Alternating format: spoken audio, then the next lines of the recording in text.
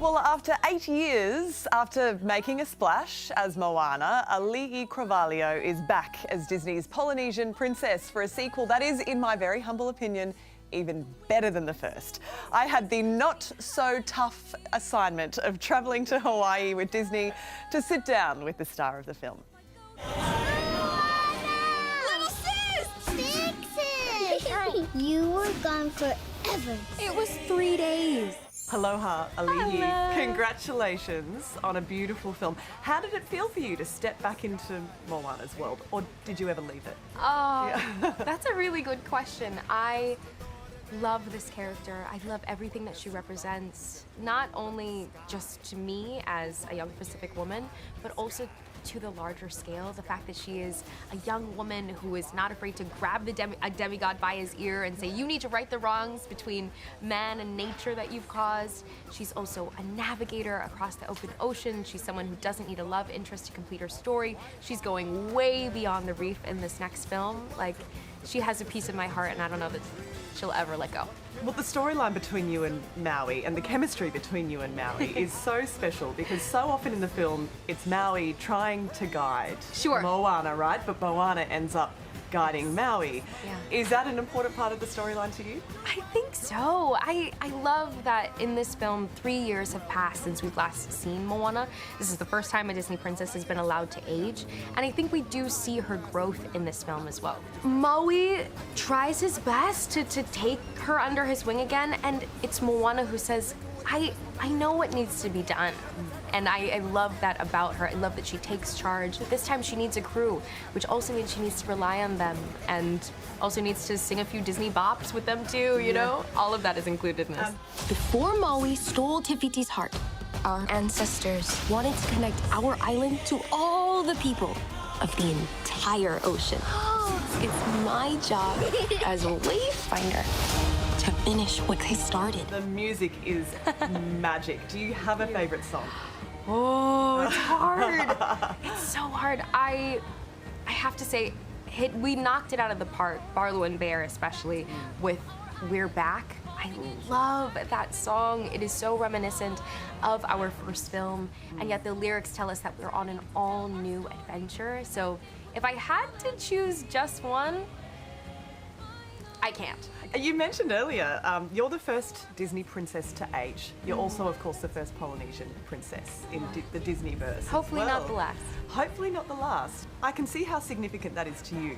What does it mean to your family for you to be representing your culture like this? Oh, no one's ever asked me that before. It means a lot. And I say that because I was also able to re-record our first film in Olelo, Hawaii. It's a dying language, but my younger cousins actually watch that in Punana Leo or a Hawaiian immersion school. So it's being used as educational material to bring back the language. And that will make me cry if I think about it for too long. And seeing navigation on screen, when Moana puts her hand up and measures the horizon line, she's measuring how far the stars have traveled, how many degrees. She's not just giving the sky a high five. And there are little details like that that make all the difference. This is a call from the ancestors. Hidden in a terrible storm, it's an ancient island. Setting foot on its sands would break the curse, bring our people together again.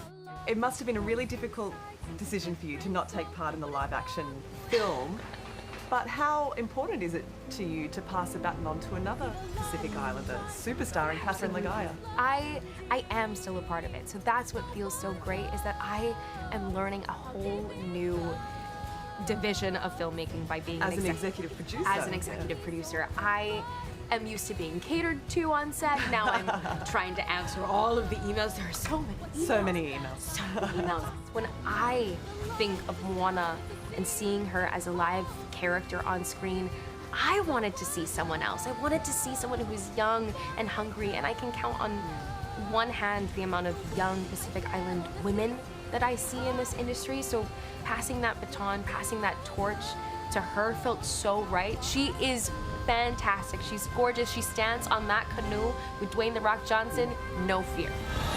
What if you don't come back? I'll be back. I promise.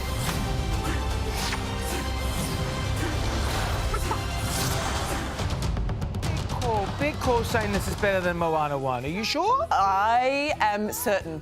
I mean, look, it's so good. And she speaks about the cultural relevance, obviously, of the film, and it gets you, it grabs you by the throat in like the opening sequence. The music, the language, the tradition, all of it. It's really beautiful. But Maui is fantastic. Moana is the boss. It is so good. Hey Hey's back. I love Hey Hey. Who is back? Hey Hey's my favourite. You're going to love it. And all the new characters are fantastic. She said it, Moana 2 could be bigger than Moana 1. It's done, full stop, can't repeat back. Moana 2 take backs. is in cinemas this Thursday, and if you're anything like me, you will have the songs on repeat in your head for several days and weeks. Good parenting right there. Well, for a few years, I reckon. Hey there, Today fans. Sarah and... What's my name again? Oh my God, Carl. Hey, thanks for watching our YouTube channel, though. Subscribe now for more news, special reports, and amazing Aussie stories. And Carl misbehaving, Whoa, of course. that never happens. Always happens. What's she talking about? Always happens.